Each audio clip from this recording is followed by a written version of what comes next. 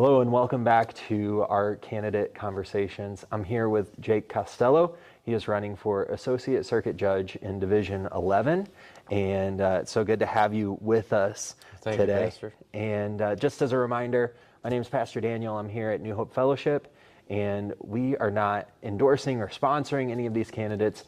We are just providing this opportunity for you, the community, to get to know who they are and what they stand for. And so, again, thank you so much for being here. Go ahead and, Jake, tell us a little bit about who you are, your background, that kind of thing. Sure thing. Well, first of all, I appreciate you doing this, not just interviewing me, but all the candidates and in all the races that you're doing it for. I think what you do is really important to get the word out on all the candidates. A little bit about myself. My name is Jacob Costello. I've been practicing law for about 19 years. The first 8 years of my practice was in private practice. I handled primarily civil cases, small criminal stuff, basically the kind of cases that you would see in an associate level courtroom. For the past 11 years, I've been at the prosecutor's office. That's been a real privilege. I really do.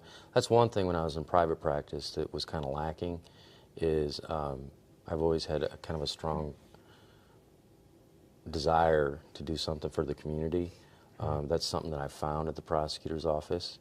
And what was your role at the prosecutor's office? So right now, I prosecute whatever felony cases go through one particular division. I guess for a few years at the prosecutor's office, I did misdemeanor cases. That's what they do with all new prosecutors. Or you know, when you first start at our office. And that's the kind of stuff that associate, divisions here. And then right now I have a caseload of maybe 350 to 400 cases. Those are all felony cases. And then in addition to that, I also do our drug court program. Okay. And 350 to 400 sounds like a lot. Is it a lot? It is a lot. Okay. It's a lot, but that's we're a growing community. We have so many people that are in our office, and that's kind of what we're working with right now. And it's not too much to manage. But in addition to those cases, I do the drug court thing, and that's something that I'm excited about, and I'm proud about that program. Yeah, will you explain that program for people who may not know? Sure. What we do in that program is, throughout my career at the prosecutor's office, probably 95% of the cases that I've handled have had some sort of drug component interspersed within them. So it may be a drug case, it may be a possession case, but it also may be a burglary case, or a receiving stolen property case, or a theft from a storage unit. All of these cases come down to, typically, not all of them, but a large percentage of them come down to substance abuse issues.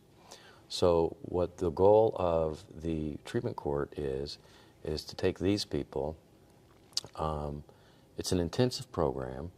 It's one in which they have court once a week. They're randomly tested.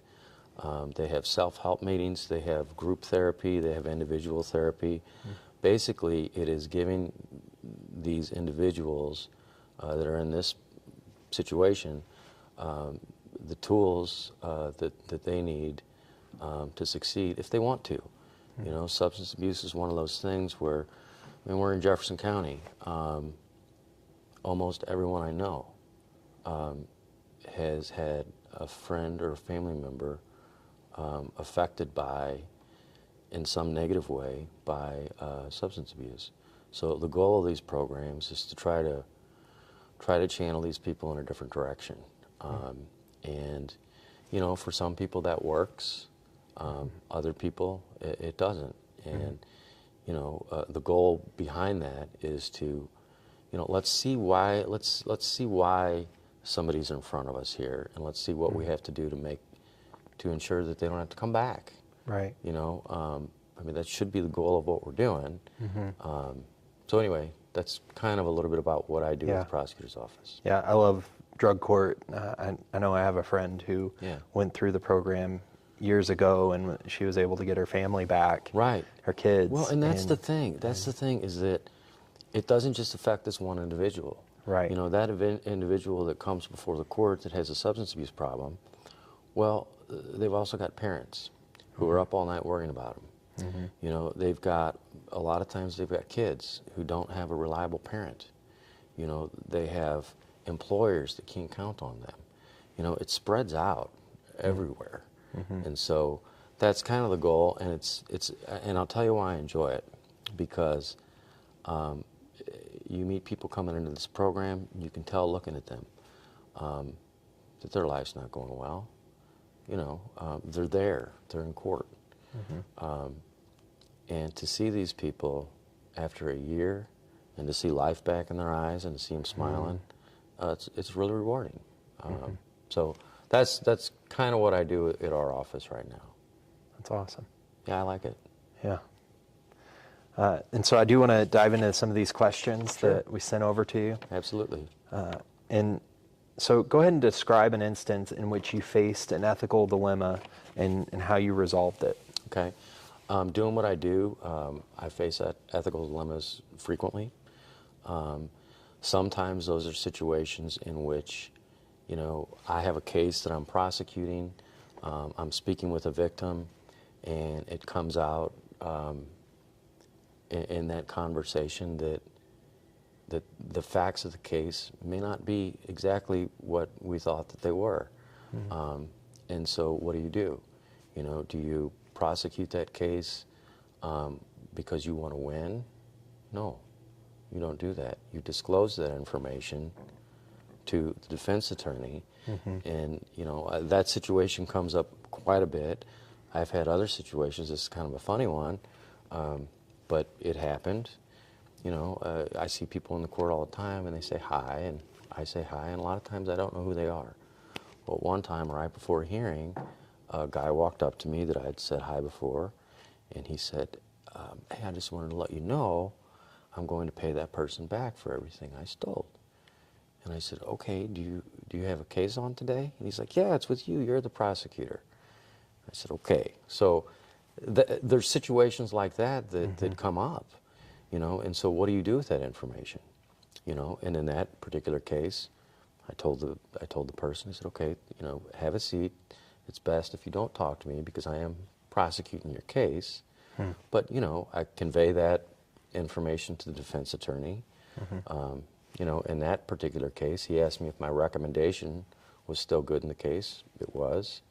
You know, I was confident they were guilty when I made the recommendation. I didn't really need the extra confession, but, Right. you know, you do what, basically you do what's right. You know, ethical dilemmas are going to come up. You know, they just are. And so, you know, you do what you believe is the right thing to do. You disclose things, and you make sure that it's a level playing field all around, even though you're the one prosecuting the case or doing whatever you're doing in the case. So, Yeah. It seems to me like people are more interested in politics than any other time in my lifetime. And I know that this is a little bit different, but I've really enjoyed hearing the other judge candidates answer that question. And so why do you think that is? Why are people so interested? in politics? I don't know. We've got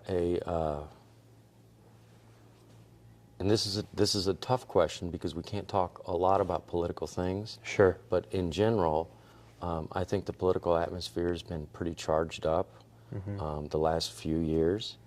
I think that, unfortunately, a lot of the way that messages are conveyed in politics is not done in a way that does a whole lot of good. It's done in a negative fashion. It's done in a way that that doesn't really bring our community together. Instead, it drives us apart. And you know, I think that is part of. I think that can fuel certain people's interest in politics for whatever reason. You know, whether that may be a reason that's going to better everything or make things better, or maybe not. So I just think that given the we've got a kind of an atmosphere that's already got a lot of high energy politically. Sure. On top of that, you know, we're throwing negative information into it that may not be 100% accurate all the time, you know, and that fuels people's interest in it. It's kind of what I think about that. Yeah. I know you talked about drug court, but yes. What are some other areas that you volunteered or other interests that you have? Other volunteer things that I did was, or that I have done, are Project Kids, which is basically what that is it's a mentor program for high-risk individuals. Where I was working with that were primarily in East St. Louis. So basically, we would have a group of us. We would go over there, and we would get these children and then take them, and we would do positive things with them and basically give them a positive male role model in their life, because most of these children were living with their grandparents or their mom. Most of them did not have father figures. So that's, I guess, as far as community things that I've done. That and other interests, I'm really interested in music too. Okay. Playing? Yes. What do you play? Guitar and pedal steel. Oh, guitar. Yeah. Okay. Are you in a band, or you play, or have you been? Actually, I did. I paid for a lot of my college doing that. Really? Yeah, playing around Soulard and stuff. Currently, no. I've got a friend of mine who lives in Minnesota, and every 3 or 4 months he'll go down to Nashville and he'll stop in St. Louis and play. And I'll play with him when he does that, but it's a few times a year. Sure. It's something more that's just enjoyable, that I can kind of forget about work for a minute. Actually, I do that about every day. You know, I'll go home and, you know, It's kind of your downtime. Yeah, that's my That, and I'm also really active outside. Okay. I live in the woods, and so I enjoy just walking around and this may sound weird, but just kind of admiring the woods and thinking about things. It's awesome. You know, I like doing that too. Yeah, it's good. Yeah. And Jefferson County is a good place to do that. It's a beautiful place for that. It is. You know, It is. it's really hilly where I live, but it's Jefferson County. It's pretty hilly Yeah, everywhere in Jefferson County. Good. What or who would you say are the major influences in your life? Probably my parents. Okay. You know, when I grew up, my mom stayed at home. We had 5 kids. My dad was a mechanic, and he started his own business. And they really taught me, with that situation, you know, there's not a whole lot of money. You know, they taught me the value of hard work and what's really important in life. You know, I mean, growing up, we were, despite the economic situation, I was very fortunate, and my parents were, you know, were like, you can go to any high school you'd like to go to. And I was given that opportunity. Now, I ended up doing work grant and working as a janitor to go where I wanted to. But all of those things, you know, it's the value of hard work, and it's also the importance of what really matters in your life. And what really matters is, you know, your personal relationships you have with the people that you love. So I would say them. That's awesome. And I know you've alluded to it already, and I know that you're also already serving the community in the prosecutor's office, as well as drug court. But why specifically this role? Why do you want to serve in this role? I enjoy doing that. I've been practicing for quite a while. And one thing that, I'm in the courthouse every day, okay? And so one advantage of being there every day is I've seen what works well coming from our judges. I've seen what's not real effective. You know, I've seen what makes things run efficient. And so for all of those reasons, you know, it's my experience, and it's my desire to continue to do something positive for where we live. So Awesome. Awesome. Well, it's been great chatting with you and going through these set of questions. I do want to get to the lightning round, Okay. which are the I was questions. gonna say, are we finished already? No, not yet. Okay. We've got a few minutes left. And so these are questions that you have not seen before. Okay. Okay. And we'll get right into it. Is there a food you don't eat?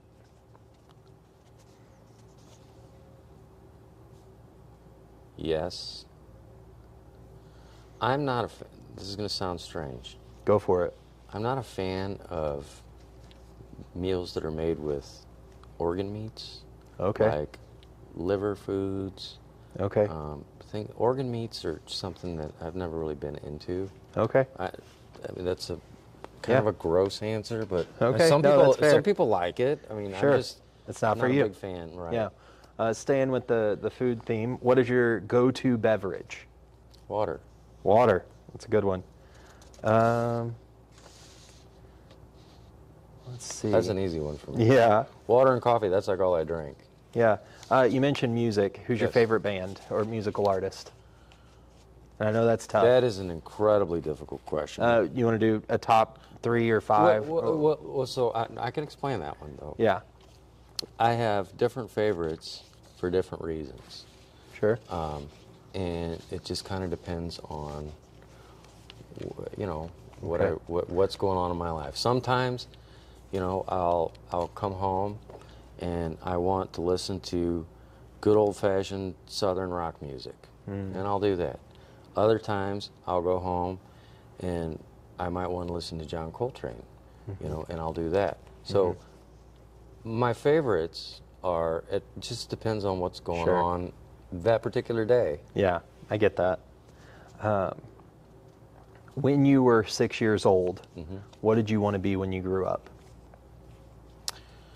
I didn't know exactly, but my entire family had done,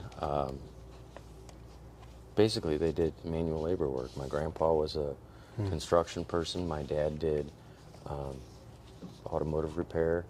I saw myself doing that. So that's probably that, or I also was really interested in heavy equipment. I kind of wanted to be a heavy equipment operator also when I was that age. Yeah, when did that change? Probably as I got through grade school and into high school, I saw how hard my parents worked. I always did reasonably well in school, and I got some good advice from my dad that was like, you know, basically he said, you can do anything you want to in your life, so long as it makes you happy.